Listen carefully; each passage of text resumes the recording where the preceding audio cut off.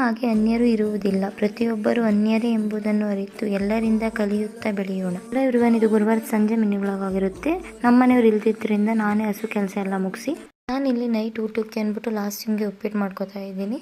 ನಾನಿಲ್ಲಿ ಒಂದು ಚಿಕ್ಕ ಬಾಣಲಿಗೆ ಒಂದು ಸ್ವಲ್ಪ ಚಿರೋಟಿ ರವೆ ಹಾಕ್ಕೊಂಡು ತುಪ್ಪ ಹಾಕ್ಕೊಂಡು ಹುರ್ಕೋತಾ ಇದ್ದೀನಿ. ಚಿರೋಟಿ ರವೆಯಲ್ಲಿ ಉಪ್ಪಿಟ್ಟು ಮಾಡಿಕೊಡೋದ್ರಿಂದ ಉಪ್ಪಿಟ್ಟು ತುಂಬ ಮೆತ್ತಗಿರುತ್ತೆ, ಬಾಯಲ್ಲಿಟ್ಟರೆ ಕರಗೋಗೋ ಥರ ಆಗುತ್ತೆ.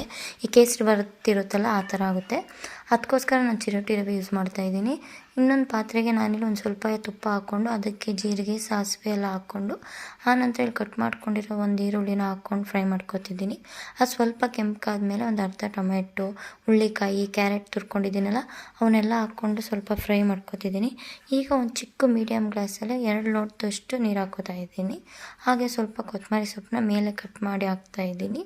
ಒಂಚೂರು ಉಪ್ಪು ಮತ್ತು ಒಂಚೂರು ಖಾರದ ಪುಡಿ ಹಾಕೋತೀನಿ. ಲಾಸ್ಯ ಖಾರ ತಿಂತಾಳೆ ಅದಕ್ಕೋಸ್ಕರ. ಹಾಗೆ ಇಲ್ಲಿ 1 ಸ್ಪೂನ್